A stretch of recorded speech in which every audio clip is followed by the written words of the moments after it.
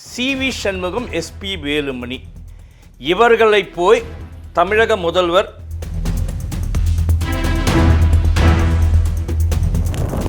அதாவது விஜய் வந்து தன்னுடைய எலெக்ஷன் மேனிஃபெஸ்டோலையும் ப்ளஸ் வெளியில் போய் பேசும்போது எல்லாமே எல்லா இடத்துலையுமே வந்து தான் கட்சி வந்து தூய சக்தி, அதாவது விஜய்க்கு வந்து நல்லது செய்யணும் அப்படின்னு ஆசை இருக்கலாம், ஆனால் இதையும் தெரியல ஒரு முதல்வருக்கு அப்படின்றது தான் இருக்கு. ஏன்னா சாதாரணமாக இருக்கவருக்கும் தெரியும், எல்லாருமே ஒரு செய்தியில் பார்க்குறோம் சி.வி. சண்முகம் எவ்வளோ, இந்த சி.வி. சண்முகமும் எஸ்.பி. வேலுமணியும் அப்படிப்பட்ட உத்தமனுங்களா? பள்ளிகள் பக்கத்துலையும் கோயில்கள் பக்கத்துலையும் வந்து ஒரு குறிப்பிட்ட டிஸ்டன்ஸ்குள்ளே அந்த 100 மீட்டர்ஸ்குள்ளேயும் வந்து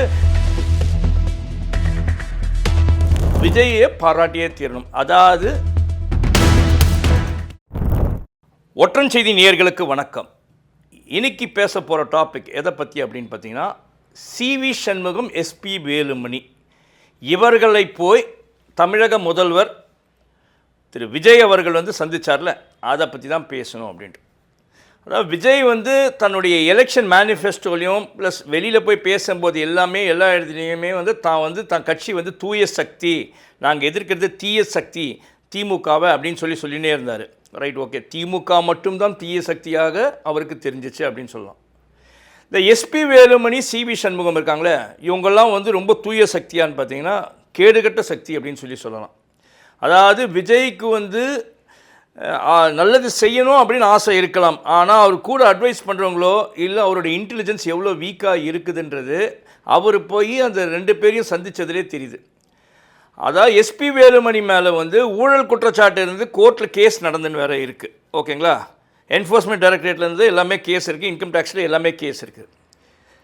பெண்களுக்கு பாதுகாப்பு கொடுக்கறது தான் எங்களோட முக்கிய நோக்கம் அப்படின்னு சொல்லிட்டு விஜய் வந்து முதல் கையெழுத்து போடும்போதே சொன்னார் பதவி ஏற்றன. இவர் அப்படி பெண்களுக்கு பாதுகாப்பு கொடுக்குறவரா அப்படின்னு பார்த்தீங்கன்னா அங்கே தான் ஒரு கேள்விக்குறியாகவே இருக்குது. அதாவது சி.வி. சண்முகம் வந்து எலெக்ஷனுக்கு சில தினங்களுக்கு முன்பே வந்து இந்த சட்டசபை தேர்தலுக்கு கொஞ்சம் முன்னாலே வந்து அவர் பேசும்போது நடிகைகளை கொச்சையாக பேசினார். இதுக்கு முன்பும் நடிகைகளை கொச்சையாக தான் பேசியவர் இந்த சி.வி. சண்முகம். இப்படிப்பட்டவர் எப்படி பெண்களுக்கு பாதுகாப்பாக இருப்பாருன்னு தெரில. சரி, இவங்கெல்லாம் வந்து உங்களுக்கு ஆதரவு கொடுத்தாங்க, அதனால் போய் சந்திக்கிறீங்கன்னா முதலே உங்களுக்கு 118 பேர் தேவையான அளவுக்கு உங்களுக்கு ஆதரவு இருக்குது. ஓகேங்களா, அப்படி இருக்கும்போது ஒரு கட்சியை உடைச்சிட்டு வராங்க இவங்க அப்படின்னும் போதே உங்களுக்கு தெரிய தேவையில்ல, அவங்க பதவி ஆசை கொண்டு தான் வராங்க, இங்கே வந்து திருப்பியும் ஊழல் பண்ணலாமா என்ன அப்படின்ற ஒரு எண்ணத்தில் தான் வராங்க அப்படின்றதையே நீங்கள் மறந்து அவங்கள போய் சந்திச்சிருக்கீங்க. இது வந்து ஒரு சந்தர்ப்பவாதமாக தான் நான் பார்க்க வேண்டியதாக இருக்குது. அதாவது தெரிஞ்சு போய் பார்த்தீங்களா தெரியாத போய் பார்த்தீங்களான்றது வரைக்கும் சொல்கிறத விட இதையும் தெரியல ஒரு முதல்வருக்கு அப்படின்றது தான் இருக்குது. ஏன்னா சாதாரணமாக இருக்கவருக்கும் தெரியும், எல்லாருமே ஒரு செய்தியில் பார்க்குறோம் சி.வி. சண்முகம் எவ்வளோ மோசமாக வந்து நடிகைகளை வந்து இழிவாக பேசினார் அப்படின்ட்டு. அவரையும் எஸ்.பி. வேலுமணியும் நீங்கள் போயிட்டு சந்திக்கிறீங்க அப்படின்னும் போது எவ்வளோ ஒரு கீழ்த்தனமான செயல் அப்படின்றத நீங்கள் கொஞ்சம் உணரணும் திரு விஜய் அவர்களே. ரைட், ஓகே, இந்த சி.வி. சண்முகமும் எஸ்.பி. வேலுமணியும் அப்படிப்பட்ட உத்தமனுங்களா அப்படின்னு பார்த்தீங்கன்னா உண்மையிலே 0 தான். ஏன்னா இதுக்கு முன்னாலே சொல்லிட்டு அவங்க மேலே ஊழல் குற்றச்சாட்டுலாம் இருக்குது அப்படின்ட்டு. ரைட்டு, அவங்களுக்கு வந்து இப்போ கட்சியை உடைக்கணும் அப்படின்றது தான் காரணம். என்ன அப்படின்னு பார்த்தீங்கன்னா அவங்களுக்கு வந்து ஒரு பதவி வரணும், தங்களை கட்சி காப்பாற்றிக்கணும், சம்பாதிக்க முடியல. இத்தனை வருஷமாக 5 வருஷமாக வந்து டிஎம்கே பீரியடில் பெருசாக சம்பாதிக்க முடியல அவங்களால. அதனால் இப்போ இந்த அஇஅதிமுக உடைச்சிட்டு அங்கே போய் சேர்ந்தால் எதனா கூட்டணியில் சேர்ந்தால் எதனா மந்திரி பதவி எதனா கொடுப்பாங்களா அப்படின்ற ஒரு எதிர்பார்ப்போட போயிருக்காங்க தான் அப்படின்னு சொல்லணும். சரி, ஒன்று மட்டும் சொல்கிறேங்க விஜய், இவங்க 2 பேரும் அங்கே வந்தாங்க, இவங்க கூட ஒரு 25 எம்எல்ஏ இருக்காங்களே நீங்கள் நம்பி கிட்ட சேர்த்தீங்கன்னா ஒரே ஒரு இங்கிலீஷ் புறாவை ஒளி சொல்கிறேன், a person who can steel for you can also steel from you. அதாவது உங்களுக்கோசரம் ஒருத்தர் வந்து வேற ஒருத்தர்கிட்ட திருடுறாருன்னா உங்ககிட்டேருந்து திருட மாட்டார்ன்றதுக்கு என்ன நிச்சயம்? அதாவது உங்களுக்கு ஆதரவு கொடுக்கறதுக்கோசரம் அஇஅதிமுகவில் எடப்பாடி பழனிசாமி மேலே அதிருப்தி இருந்து நாங்கள் கட்சியிலேருந்து உடச்சி நாங்கள் ஒரு 25 பேர் உங்களுக்கு ஆதரவு கொடுக்குறோன்னு அவர் வராரு. நாளைக்கு உங்களை கவுக்க மாட்டார்னு நிச்சயம். இப்படிப்பட்ட ஒரு கீழ்த்தனமான ஆளை நீங்கள் போய் பார்க்குறீங்க. அதுக்கு நீங்கள் எடப்பாடி பழனிசாமியை போய் பார்த்து முதலையே எனக்கு ஆதரவு கொடுங்கன்னு கேட்டிருந்தாலும் பரவாயில்ல. அப்படி இல்லைன்னா உங்களுக்கு 118 பேர் இருக்கும்போது அந்த ஆதரவை வச்சு நீங்கள் ஆட்சி நடத்திட்டு போயிடலாம். புரியுதுங்களா? இன்னொன்று வந்து எடப்பாடி பழனிசாமி இதுக்கப்புறம் கொஞ்சம் உஷாராகவே இருக்கிறது நல்லது. ஏன்னா ஒரு வாட்டி இவங்க சீண்டி பார்த்தாங்கன்னும் போது எப்போ வேணாலும் காலை வருவாங்கன்னு தெரியும்.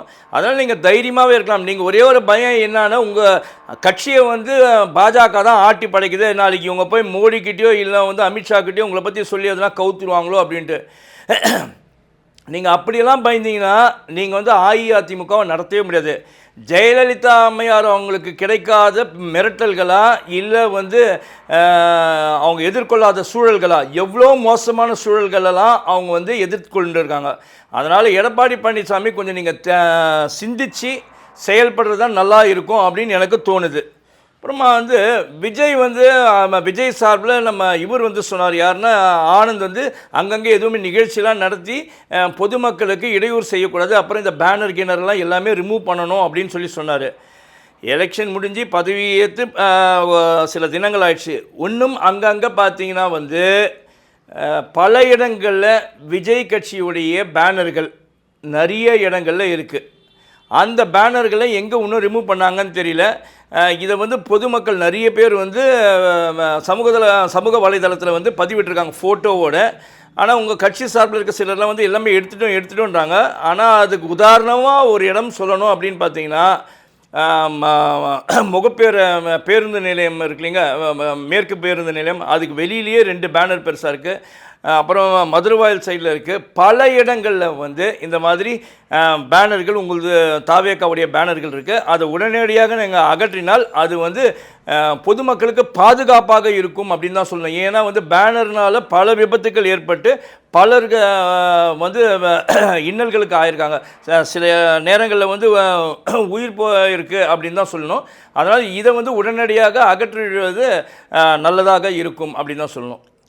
அப்புறமா இன்னொரு ஒரு விஷயம் என்னென்னா, 21 வயது மேலே இருக்கவங்களுக்கு இனி டாஸ்மாகில் இது கொடுக்க மாட்டோம், அதாவது ஆல்கஹால் அதை கொடுக்க மாட்டோம், ஸ்பிரிட் விற்க மாட்டோம், மதுவை விற்க மாட்டோம் அப்படின்னு சொல்லிட்டு ஒரு அறிக்கை விட்டுருக்கீங்க.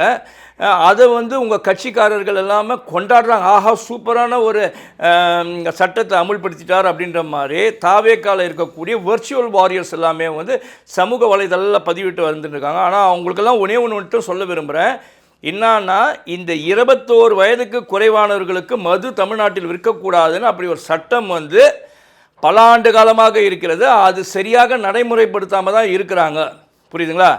அதை வந்து நீங்கள் நடைமுறைப்படுத்தணும் அப்படின்னு சொல்லுங்கள். இன்னும் புதுசாக சட்டம் போட்ட மாதிரி கொண்டாடுறது வந்து ஒரு பொய்யான ஒரு பப்ளிசிட்டி அப்படின்னு தான் பார்க்குறேன். அதே மாதிரி வந்து இன்னொன்று சொல்லிடுறாங்க, இந்த பள்ளிகள் பக்கத்துலையும் கோயில்கள் பக்கத்துலேயும் வந்து ஒரு குறிப்பிட்ட டிஸ்டன்ஸ்குள்ளே, அந்த 100 மீட்டர்ஸ்குள்ளேயும் வந்து புகையிலை பொருட்கள் விற்கக்கூடாது அப்படின்னு ஒரு சட்டம் இருக்குது. ஆனால் அது நடைமுறையில் இருக்கான்னு பார்த்தீங்கன்னா இல்லவே இல்லை. ஏன்னா பொது இடத்துல ஸ்மோக் பண்ணக்கூடாது, புகைப்பிடிக்கக்கூடாது அப்படின்னு ஒரு சட்டம் இருக்குது. அதை இது வரைக்கும் இருந்த சென்ற அரசும் சரியாக கவனிக்கல. இப்போ வந்திருக்க அரசும் வந்து அது வந்து இன்னும் நடவடிக்கை எடுத்த மாதிரி தெரியல. அதே மாதிரி கடைகள் வந்து பார்த்திங்கன்னா ஸ்கூல் பக்கத்தில், கோயில் பக்கத்தில் இருக்க கடைகளில் வந்து சிகரெட்டு, பீடி, சுருட்டு போன்ற புகையிலை பொருட்கள் நிறைய விற்கிறாங்க. புரியுதுங்களா? அதுவும் அறவே ஒழிக்கப்பட வேண்டும். ஏன்னா சட்டம் பிரகாரமாக சரிங்களா அதை கரெக்டாக செய்யுங்க. ஆனால் அதை செய்ய ஆரம்பிச்சிட்டு உடனே வந்து நாங்கள் வந்து அது புதுசாக ஒரு சட்டம் போட்டிருக்கோம் அப்படின்னு சொல்லிட்டாங்க. இருக்கிற சட்டத்தை நாங்கள் வந்து தீவிரப்படுத்தி அதை நடைமுறைப்படுத்துகிறோம் அப்படின்னு சொல்லிக்கோங்க. அப்புறமா ஒரு முக்கியமான விஷயம் என்னன்னா, விஜயை பாராட்டியே தீரணும். அதாவது அவர் வந்து ஆட்சிக்கு வந்து 2 தினங்கள்லேயே வந்து இந்த அவருடைய ஜோஷியரான ராதன் பண்டிட்டுக்கு வந்து ஆன் ஸ்பெஷல் டியூட்டியில் வந்து ஒரு பொறுப்பை கொடுத்தாரு. அவர் வந்து ஒரு பதவியை கொடுத்தாங்க. ஆன் ஸ்பெஷல் டியூட்டியில் அவருக்கு வந்து அரசில் வந்து ஒரு பதவியாட்டம் கொடுத்தாங்க. ஓகேங்களா? ஆன் ஸ்பெஷல் டியூட்டின்றது ஒரு சிறப்பு அலுவலராக அந்த மாதிரி ஒரு நியமித்தாங்க அவருக்கு. ஆனால் அதுக்கு வந்து பெரிய எதிர்ப்பை வந்து பல எதிர்கட்சிகளிலும் அவங்களுடைய கூட்டணி கட்சிகளிலும் இருந்தும் எதிர்ப்பு வந்துச்சு. அந்த எதிர்ப்புகளை எல்லாம், அந்த விமர்சனங்களை எல்லாம் விஜய் அவர்கள் ஏற்றுக்கொண்டு அந்த ஆணையை அவர் திருப்பி பெற்றுக்கொண்டார். அதாவது அந்த ஓஎஸ்டியில் ஆன் ஸ்பெஷல் டியூட்டின்னு அவருக்கு வந்து ஒரு ரெக்ரூட்மெண்ட் போட்டார்ல, அந்த ரெக்ரூட்மெண்ட்டை அவர் வந்து வாபஸ் வாங்கிட்டார். அதாவது வந்து எதிர்கட்சியினர் சொல்கிறதையும் தன்னுடைய கூட்டணி கட்சிகள் இருக்கிறதையும் சொன்ன விஷயத்தை தெளிவாக எடுத்துக்கினார். அதுக்கப்புறமா வந்து என்ன அப்படின்னு பார்த்து இதை பற்றி வந்து ஜூனியர் விகடனில் வந்து ஒரு கட்டுரை ஒன்று வந்து இருக்குது. எப்போன்னு பார்த்தீங்கன்னா 80லேயோ 90லேயோ ஏதோ ஒரு காலகட்டத்தில் வந்து அதில் வந்து இவர் மேலே ஒரு பெரிய குற்ற செயல், அதாவது மர்டர் கேஸ் ஏதோ ஒன்று இருக்கிறதா வந்து அதில் வந்திருக்கு. புரியுதுங்களா? அதனால் இவருடைய விஜயுடைய உளவுத்துறை எப்படி இவருக்கு வந்து பதவி கொடுக்கும்போது கோட்டை விட்டாங்க அப்படின்னு தெரியல.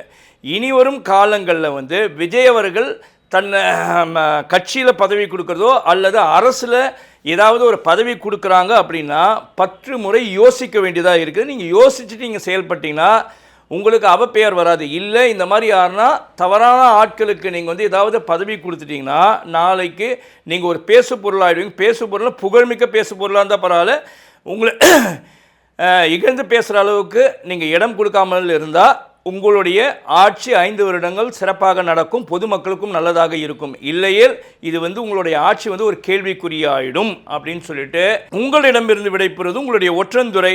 நன்றி, வணக்கம்.